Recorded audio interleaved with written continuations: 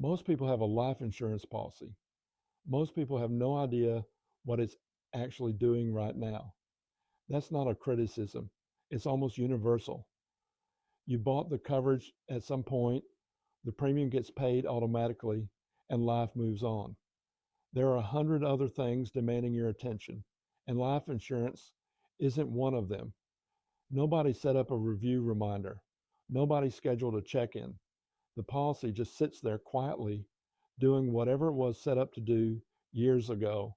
Here's what I've learned after working through life insurance as a CPA, someone who isn't tied to a single carrier, who works through an independent broker dealer with access to multiple top companies. There's almost always a gap between what the policy is doing and what it should be doing. And that gap costs people real money, sometimes in premiums, sometimes in taxes, sometimes in benefits that were never structured correctly, and sometimes in a death benefit that ends up exactly where it wasn't supposed to go. I'm John Harman with Harman CPAs and Associates. We work with business owners and executives to reduce their tax burden, build real financial clarity, and make sure the pieces of their financial plan are actually working together. Life insurance is one of those pieces, and it's the one that gets reviewed the least. What I want to do in this video is walk through 5 of the most common problems I see when I sit down to review a policy. Not hypothetically, these are the things that actually show up, and every one of them is fixable, but only if someone looks. Let's get into it. Think about the last time you actually looked at your life insurance policy. Not the premium coming out of the account, the actual policy, the coverage structure, the riders, the beneficiary designations, the ownership. If you're like most people, the honest answer is probably never, or it's been long enough that you couldn't tell me with confidence what it actually says. That's not a character flaw. That's an almost universal experience. Life insurance is one of the only financial products people buy with the explicit intention of never having to think about it again. The whole pitch is peace of mind. Set it up, know it's there, move on. And for a long time, that felt like the responsible thing to do. But here's what the industry doesn't advertise. Life insurance products don't stand still. The carriers that sell these policies are in constant product development. Features that were premium add-ons 5 years ago are now built into the base policy at no additional cost. Chronic illness riders, long-term care provisions, accelerated death benefit options. The policy sitting in your file cabinet was competitive when you bought it. The question worth asking is what it looks like compared to what's available today. And separately, and this is the piece that gets overlooked even more, your financial life hasn't stood still either. The income, the assets, the business, the estate, the family structure, all of it has moved. What made sense as a coverage amount and structure when you were 40 might be significantly underpowered or structured incorrectly or pointing at the wrong people for where you actually are right now. The reason this doesn't get caught is simple. The advisor who originally placed the policy is usually with a single carrier. If a review turns up something better at a competing company, they have no way to offer it. So the review conversation either doesn't happen or it happens at a surface level that doesn't surface the real gaps. Research on trust-owned life insurance policies found that 85% could be restructured to deliver more value, and 71% hadn't been reviewed in 5 years. Those aren't outliers. That's just what the data looks like when an industry is built around placement, not ongoing stewardship. For business owners and executives, the stakes here are higher than they are for most because the policy isn't a standalone document anymore. It connects directly to how the estate gets settled, how the business transfers, how retirement income holds up when one spouse is gone. When those connections aren't actively maintained, the gaps compound quietly, and they don't show themselves until the moment the policy has to perform. Term life insurance is genuinely a good product. I want to say that clearly before I get into what can go wrong with it, because the purchase decision itself is usually sound. A 20-year term policy bought in your mid 30s is affordable, straightforward, and covers exactly the period in life when the financial exposure, young kids, a mortgage, a business in early growth is at its highest. There's nothing wrong with the logic. What tends to go wrong is the assumption buried inside the plan. The assumption is that by the time the term expires, the need will have expired too. The mortgage paid down, the kids financially independent, the retirement accounts where they need to be. And for some people, that plays out exactly as planned. But for a lot of the executives and business owners I work with, the picture looks different at 55 than it did at 35 in ways that weren't anticipated. The business didn't exit when the plan said it would. The mortgage got refinanced. One spouse didn't return to full time work. Retirement savings are solid, but not yet where they were supposed to be. None of those things are failures. They're just life moving differently than a spreadsheet projected. Each one changes the coverage calculation. And now the policy is approaching expiration at exactly the moment in life when replacing it is the most expensive it will ever be. Insurance premiums increase roughly 8 to 10% for every year of age through most of adulthood, and that rate accelerates into the mid 50s. A policy purchased at 55 costs meaningfully more than the same policy at 45, and that's assuming health hasn't changed.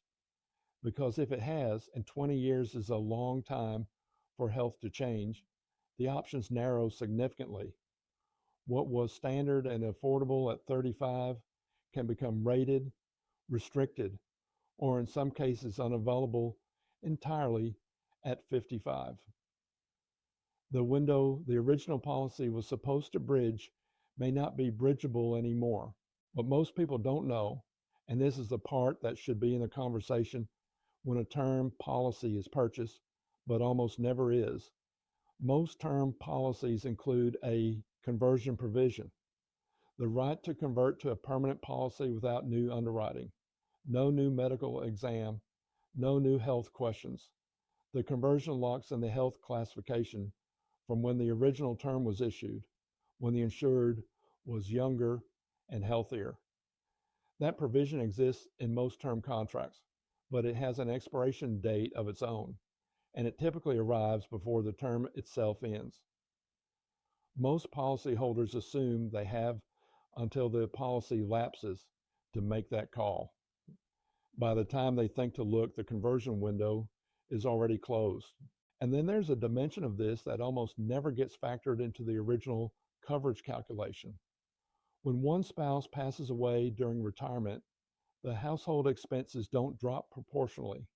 Expenses might fall 20 to 25%, but Social Security income can drop by 44% because the lower of the two benefits stops entirely. A retirement income plan that was built around two income streams, two Social Security checks, coordinated withdrawals, doesn't hold when one of them disappears. The term policy that was purchased to replace earned income during the working years was never designed to address that gap. It couldn't be. That's a different problem, but it's a problem that belongs in the same conversation.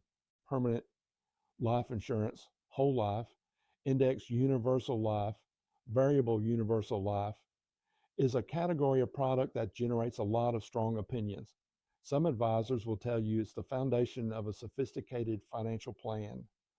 Others will say it's an overpriced product dressed up with complexity. The honest answer is that both of those things are true, depending entirely on who's buying it and why. Let me start with where it genuinely belongs. There are financial situations where permanent life insurance isn't just useful, it's the right answer. An estate large enough that the death tax obligation will require significant liquidity to settle cleanly. A business where a buyout structure depends on a guaranteed payout when a partner or key owner passes. A high income earner who has already maximized every qualified retirement contribution available, the 401k, the defined benefit plan, and needs additional tax advantaged accumulation. In those situations, the product is doing work that very few other tools can do. The premium is justified. The structure makes sense, but that profile describes a fairly specific set of circumstances, and the pitch for permanent life insurance doesn't typically start there. It starts with the concept that the policy builds wealth while providing coverage, that you get protection and a savings vehicle in one product. That pitch isn't wrong, but it applies to the right person. For someone who hasn't yet maximized a basic 401k, who doesn't have a permanent coverage need, who isn't operating in the income bracket where the tax advantages move the needle, let's see, the pitch lands, but the math doesn't. A significant portion of the early premium isn't going toward accumulation. It's covering the cost of the insurance itself and the policy's administrative load. A term policy with the cost difference invested consistently in a low-cost index fund outperforms in most of those scenarios. The product works as designed. The problem is that it was designed for someone else. Now, I want to walk through the tax piece because this is where I see the real surprises, the ones that arrive years after the purchase and land at the worst possible moment. One of the genuine advantages of a permanent policy is that loans taken against the cash value aren't treated as taxable income. You can access the accumulated value without triggering a tax event. That's real, that's valuable, but there's a condition attached to it that doesn't always make it into the original conversation. The policy has to stay in force. If a policy lapses, if premiums stop and the cash value isn't enough to sustain the coverage while there's an outstanding loan against it, the IRS treats that loan as a taxable distribution in the year the policy lapses, not spread over time, not deferred in that year. And the taxable amount isn't just the loan, it's the loan in excess of what was paid into the policy, which means the bill can be large and there's no cash from the lapsed policy to pay it. That's phantom income, a tax liability with nothing behind it.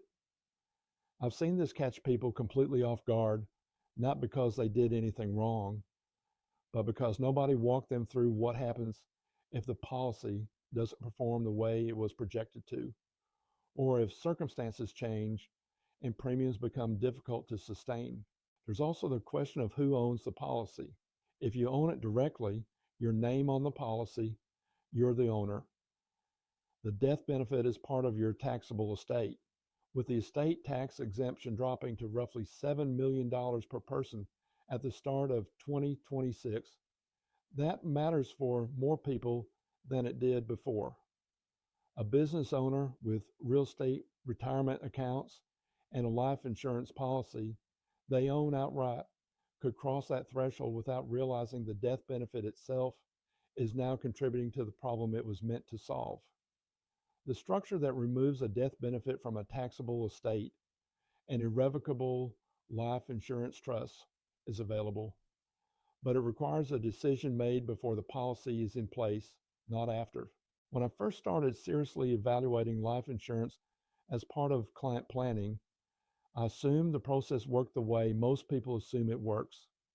You meet with an agent, they assess your situation, they show you what the market offers, and you pick the best fit. That felt like a reasonable model. What I learned pretty quickly is that model describes a fraction of the transactions that actually happen. The majority of life insurance is placed by captive agents, advisors who are contracted to a single carrier. They're not independent. They represent one company, the way a Ford dealership represents Ford. And like a Ford dealership, they can only show you what's on their lot. If the policy that actually fits your health profile, your estate structure, your retirement picture best happens to be underwritten by a different company, they have no way to get you there. The conversation ends at the edge of their catalog. I went through an independent broker dealer, which meant I had access to policies across multiple top rated carriers, Pacific Life, John Hancock, and others. And what I noticed almost immediately was how different the experience was. The product landscape is genuinely complex.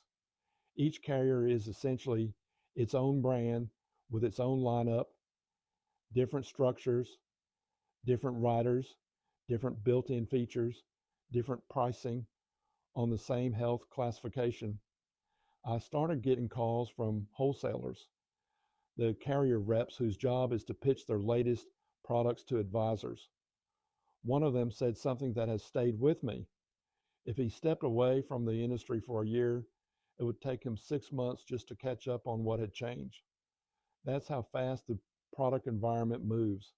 And that's what a captive agent is navigating on behalf of their one company, not on behalf of you. Here's where this creates a real quantifiable cost. Insurance carriers don't underwrite risk the same way. Two carriers looking at the same applicant, same age, same medical history, same profile, can come back with meaningfully different rate classifications. One might offer standard rates, another might offer preferred. On a permanent policy with a $1 million death benefit, that difference in classification over a 20-year period can represent tens of thousands of dollars in cumulative premium. The policy is otherwise identical. The only variable is which carrier looked at the file. But if only one carrier ever looked at the file, you'll never know the difference existed. There's a separate access problem worth naming, and it shows up most often with executives. More than half of Americans with life insurance coverage are relying primarily on their employer's group plan. Group plans are straightforward to access, cheap to carry, and almost never sufficient. The typical group plan caps coverage at 1 to 2 times annual salary. The standard planning benchmark is 10 to 12 times. That gap doesn't feel urgent while the job is stable. It becomes very urgent when a layoff happens, a business transition takes place, or retirement arrives, and the coverage that was attached to the employer evaporates at exactly the moment when replacing it on the individual market is most expensive. Here's something I've observed across a lot of client relationships. Most people who've done real financial planning have done it in pieces. There's the tax side, that's usually me or someone in my position. There's the investment side, a financial advisor managing the portfolio and their retirement accounts. There's the legal side, an estate planning attorney who drafted the will and the trust.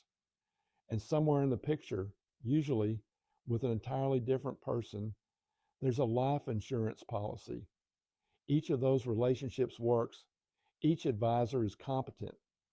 Each conversation in its own lane probably went well.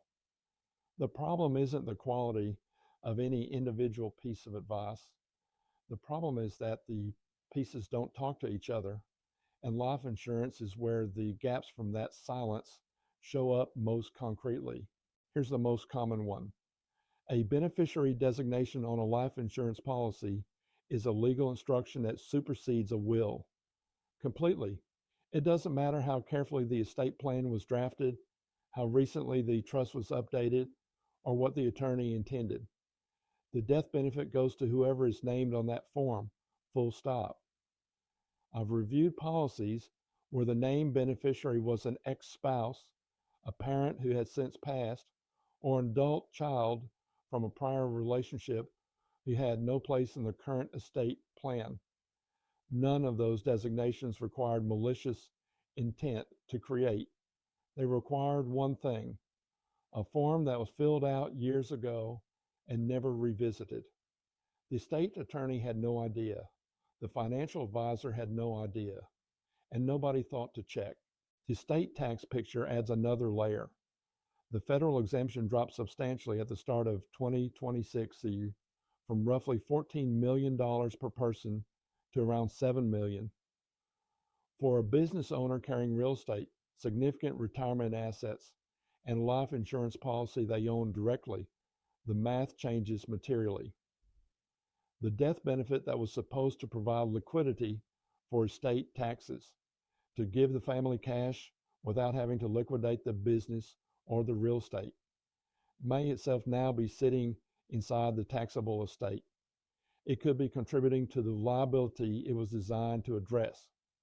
The structural fix, an irrevocable life insurance trust, removes the death benefit from the estate entirely. But it requires that decision to be made while the insured is alive and the policy is in force. After the fact, the options narrow significantly. And then there's retirement income, the piece that gets planned in one room without knowing what's happening in another. A retirement income plan built on 2 Social Security checks, coordinated withdrawals, and a shared expense structure works when both spouses are alive.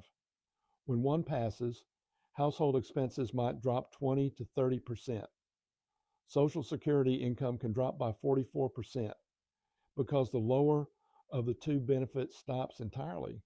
The surviving spouse is left managing a significantly reduced income against a cost structure that didn't reduce proportionally.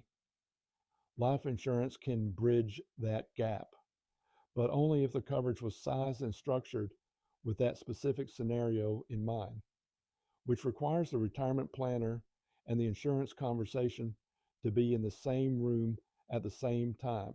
That's the review I do, not as an insurance agent with a product to place, but as a CPA who understands the tax implications, the estate structure, and the retirement income picture, and who has access through an independent broker-dealer to policies across the market.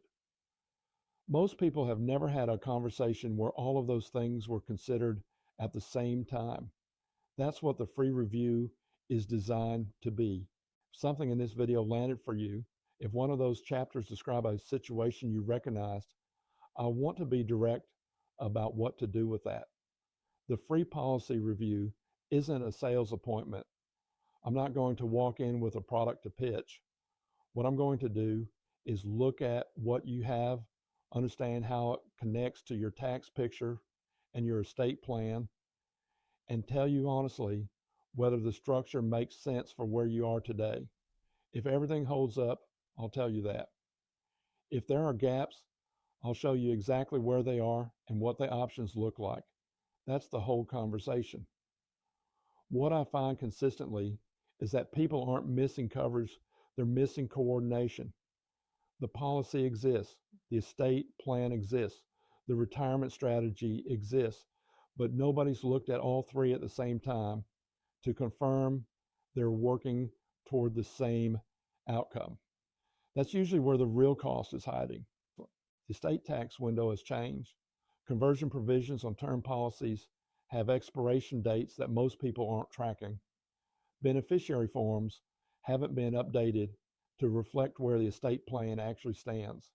And permanent policies are sitting in ownership structures that may now be generating the very tax exposure they were purchased to solve. None of that requires a complicated fix. It requires a conversation with someone who can see the whole picture at once. You can call us directly at 469-742-0283 or use the link in the description to schedule time. The conversation is free. What it uncovers might not be nothing, and finding out costs you nothing to find out. If this gave you something useful, share it with someone who has a policy they haven't thought about in a while, and subscribe. We put out practical, honest financial content every week for business owners and executives who want to stay ahead of the decisions, not behind them. Thanks for watching. I'll see you in the next one.